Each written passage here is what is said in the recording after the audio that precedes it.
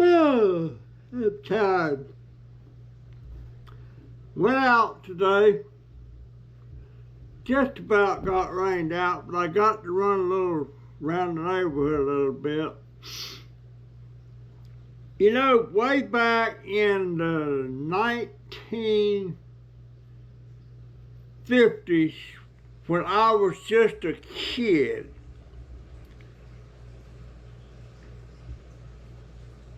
I was walking down the sidewalk, and this very old lady, old white lady, and she was walking along, and I was gaining on her. I walked faster than she was. And she had on a black dress and a black kind of brown hat.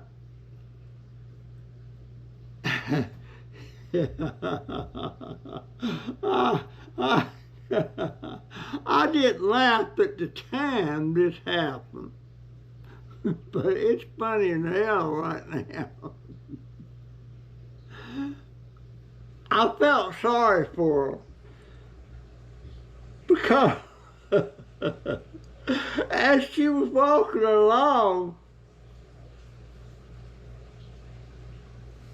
her bloomers or her panties, they were more like bloomers,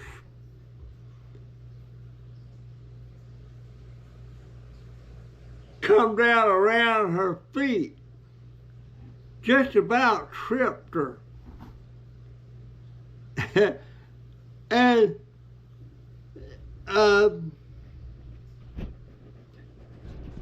but she never missed a step. She didn't try to pull them up or nothing. She just stepped out of them and kept on walking.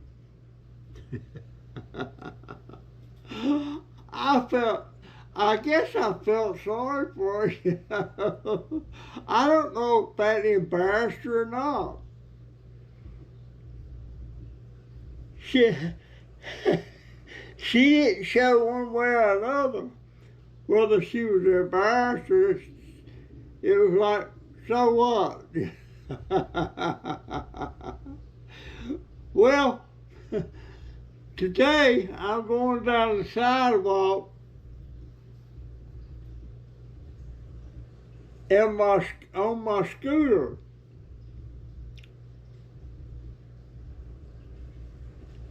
And there's this black dude.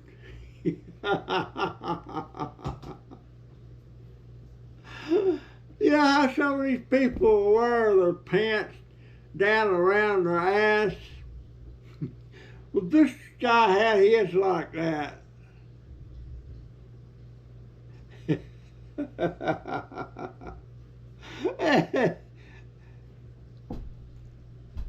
And he was walking along, and you could see his drawers, you know, they were down around his pants down around his ass. And all of a sudden,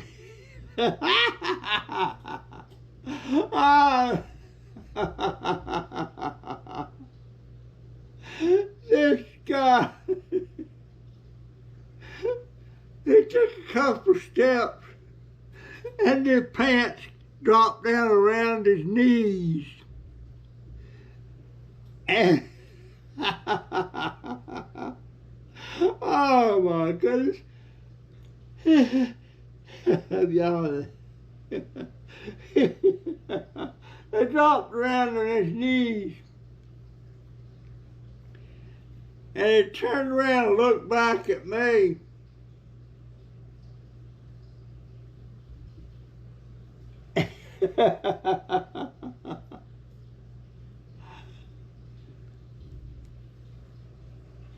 And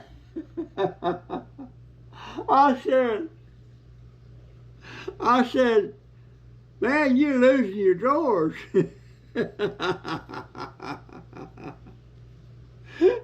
And he told me to shut the F up. Well, I said, well, I just thought I'd tell you in case you didn't know. And he started kicking them pants off. He was trying to he almost stumbled and fell kicking them pants off. And I started laughing. And he called me an N-word. Yeah, he called me one of them. He called me that. I said, right back at you, my friend. And he started really to get pissed off then. So I said, well, you have a good day, sir. You made my day. I always wondered when y'all wore them pants down around your butt, if they happened to fall, could you get them back up? He was hot. I figured it was time to shut up. So I did. But I've been I've been laughing about that all day. Oh man, I've never seen the point of why. Of course, I'm an old fart. I'm old school. We always wore pants with belts and what have you, but I always wondered if any of them ever lost their pants like that. Well, that answers my question today. Yes, sometimes I guess they have lost their pants. They called me an N-word. Oh, man. And it's all right if the blacks use the N-word, but Lord help if a white man uses it. But I guess I kind of did when I said, well, right back at you. Oh, my God. Yeah, boy, that just turned me out. Oh, my God. What would have been even funnier if it didn't have no drawers on to start with, and all he had was them pants and his bare black ass shining there. Oh my God. Phew. That was my laugh for the day. That made a gloomy day turned into a pretty good day. I don't know how he felt after he got home. He might have come back and got them pants. They look fairly new pants. But it's kind of ragged on the knees and stuff, but that's the style, right? I can't see why people want to take a brand new pair of jeans and put ragged knees and holes in them and stuff like that. What in the world? The only time you would have saw me with something on like that is when my pants was wore slap out and my mama couldn't afford to get me no more. Then I would have ragged. Then I'd be ashamed of them. But shoot, nowadays that's the style. That's the style. I don't know why I got the yards. The other day I made a video about things I regretted, and I named off a couple of things, you know, and I got to thinking about that.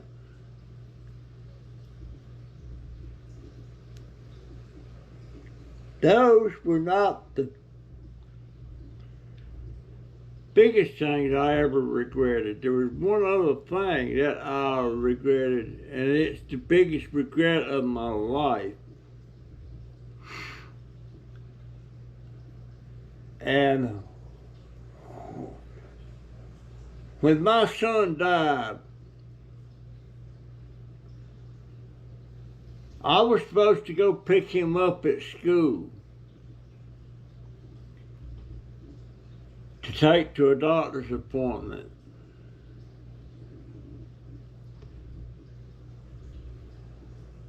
And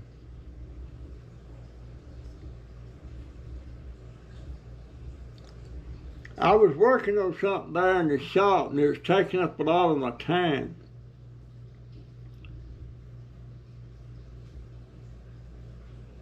And my wife said, you know, hey, pay attention to what time it is? And I looked at the time. I said, oh, shoot, I'm supposed to go pick Joey up. Well, pick Bud up at school. And then I was supposed to go pick Jennifer up because she had an appointment too. And Robin, the girl that worked for me through the high school or the program they had, and she was my son's girlfriend. I didn't know that was girlfriend, boyfriend at the time, but it was. And she hadn't took her lunch yet. She said, well, I gotta go take my lunch. You want me to swing by there and get him? So I was really busy. I was working on a sewing machine. It was acting up. And I'm thinking, yeah, that helped me out a lot. So I let her go pick him up and get him.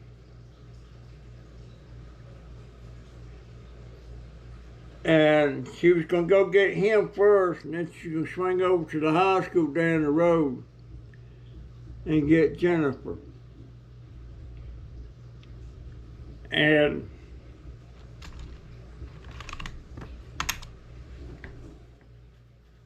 so I said, yeah, you want to go pick him up? You can pick him up. And so she grabbed her little lunch bag. Out the door she went, and I looked through the windows as she was pulling out of that parking lot. I remember to this day looking at that car. She had a little Honda.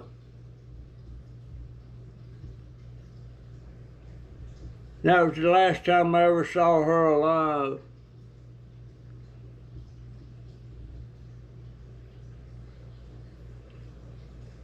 And I hadn't seen my son the night before because I left coming to work before he ever got up, so I didn't get to see him that day at all. Next time I saw him, he was laying in a coffin. That was my biggest regret, letting her go pick him. And now that girl, she was a very conscientious driver, very safe. And to this day, I don't know how in the world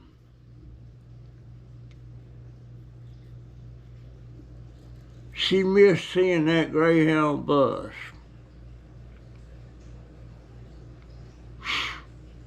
Because that bus was coming down the road doing around 65, and actually that was supposed to be a 45. The bus was speeding. But I thought about that a lot, how she could have made that mistake. And I often wonder, you know how sometimes when you got somebody, you're driving and somebody's sitting beside you, and you come up to a stop sign, you look down it to your left, and you ask the person, right, is anything coming? And just maybe Bud thought she was asking him that as a joke, like she had to know there was that bus coming, and he probably said something like, yeah, go on. It's a possibility. I don't know. But that bus hit him in the side, broadside. Instantaneous. They died instantly.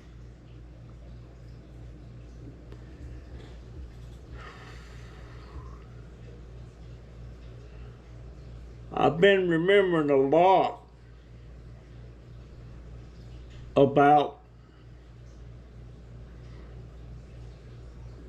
that day, and he died on a Friday. We had his funeral on a Tuesday. Had a double funeral. Their caskets were sitting there together. And one teacher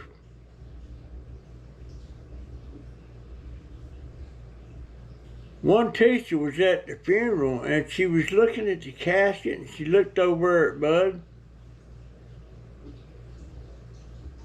and she just started really boohooing worse.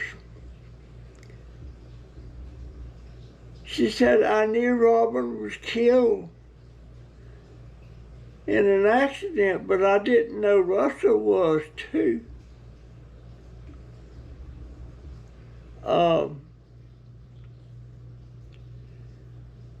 And that funeral, there was a lot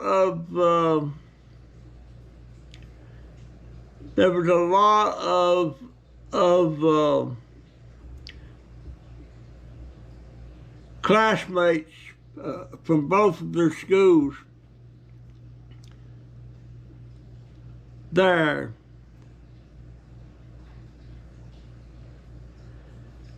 And I recall one of the funeral workers saying they hoped everybody could hold it together. He says when you got a lot of kids there, if one starts crying, the next thing you know, you got the whole room crying. And he was right. He was right. And we didn't have graveside services. We had the service at the funeral home. I didn't think my wife could handle it all that well and have a graveside service, so we didn't have a graveside service. And as we was getting ready to walk out of the sanctuary there,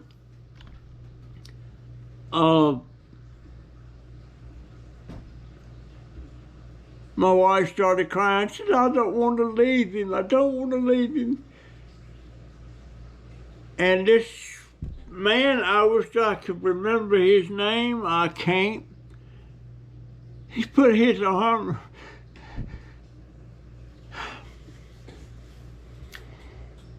around her and said, honey, you're not leaving him. And he went and put his hand over his heart and said, he's in here. You're not leaving him. I don't know if it made it any easier. But at the time, I mean, I was really upset that my son was gone. But my son and my wife were so close. They were so close. And when I got to the accident site, and the state trooper walked up to me and asked me my name, and he said, well, your son has passed away. First thing out of my mouth, I said, this is going to almost kill my wife.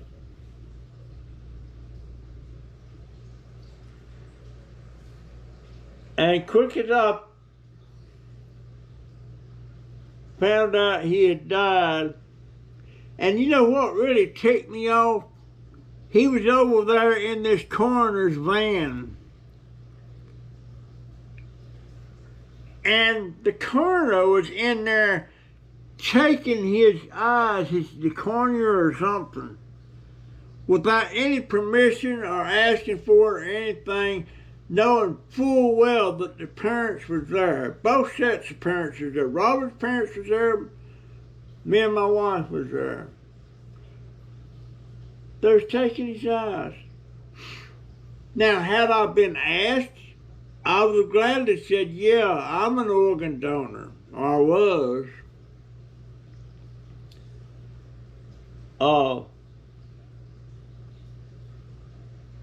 But they couldn't take his heart or anything like that, or because when that bus hit them broadside at 65 miles an hour, that ripped the aorta right out of his heart. That's what killed them instantly, both of them. But I guess their eyes was all right. But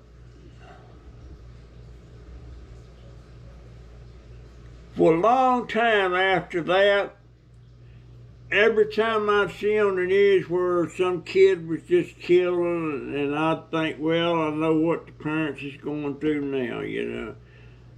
And I know when we got home that Friday night,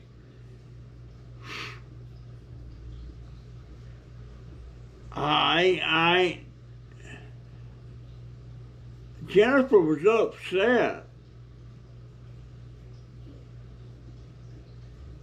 But it was Friday night, football game night. She went to a damn school football game that night. I never questioned her about it. I was upset that she went. But I never questioned, I haven't to this day questioned her about it. Not going to. I did do something a couple of weeks after his funeral. I was looking at the accident reports and all that stuff. And the Greyhound bus was being driven by this man named Bobby Vining. And lo and behold, there was his address, his phone number, at home and everything.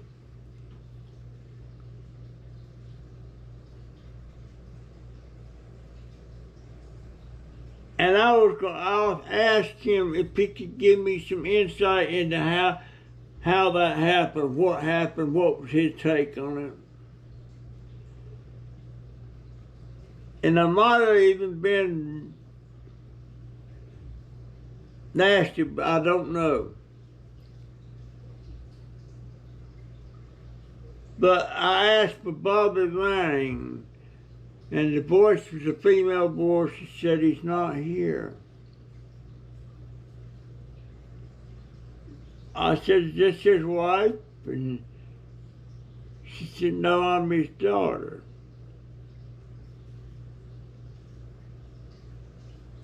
And I started coming unglued then.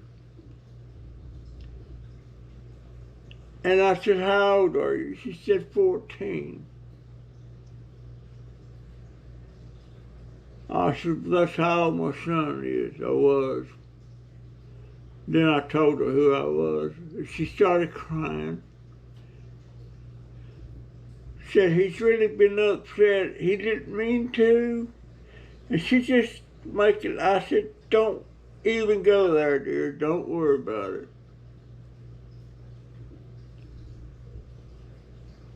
Just tell your dad I'm sorry it happened. And I never called back again. That was a mistake making that call. But bear in mind, my 14-year-old son had just killed, so I wasn't thinking right.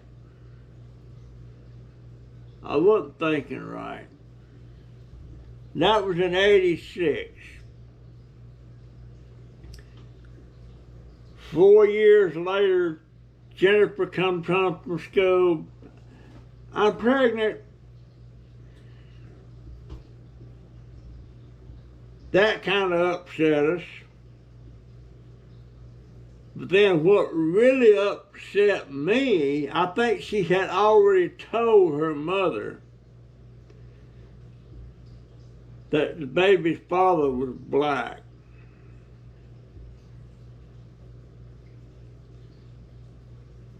And what upset me the most then was the fact that he was black.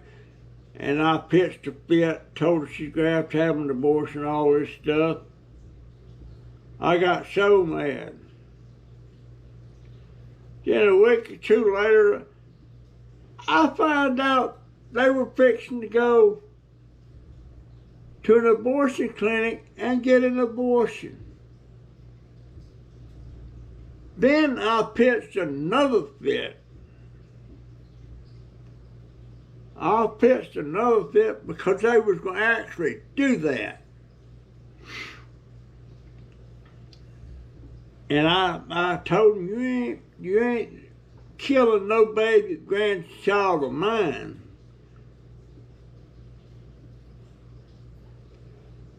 But me and my wife, in 1990, we weren't done being a parent yet. So Donovan was a godsend for us. I am to tell you, I told him the other day that those years when he was just a kid, that was a blessing in disguise for us. That was our happiest time. And to think they almost were going to abort that baby. No dang way. And I ain't got no use for any woman that gets pregnant by a black man, any white woman that gets pregnant by a black man, unless it's a rape or something like that. But don't you dare think of killing that baby. I don't believe in abortions whatsoever. No way, no how. That's just my thoughts about you. Don't kill a baby. And they got some states now, they can abort a baby right up to term. When it's set to deliver, they can abort it and kill that baby. That is so sinful. So sinful. I don't know. Jennifer had a friend, and she was pregnant, and the father was black.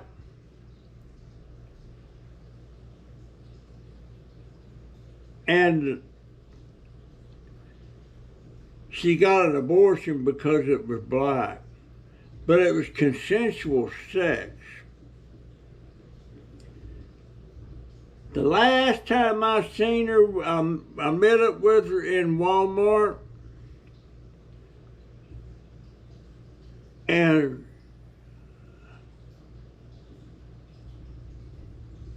she said, "Hi, Pop," and I cut her to the quick. I told her, "Don't be high popping me, you baby killer." Boy, she stormed off. Anyway, folks, that's my story for today. I'm sticking to it. I wonder if that guy went back and got his pants. Oh my God.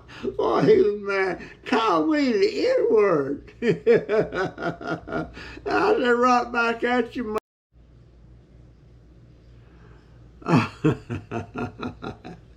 All right, guys.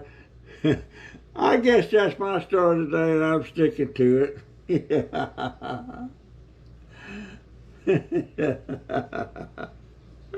That was so funny. He almost busted his butt stepping out of them pants. I guess he didn't want nobody to see him bending over picking them up. I don't know. I didn't notice the color of his Jordan. Maybe they had damn brown stripes on the butt. Nobody didn't want anybody to see that. Oh my God. Oh. Oh my gosh.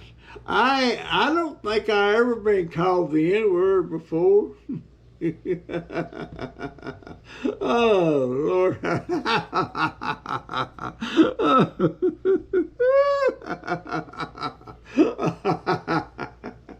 Oh my gosh. I wish that I had something to say to that lady that happened to me when I was just a kid. Maybe something polite or something, or maybe help her. She'd probably smack me. She'd probably smack me. All right, see ya.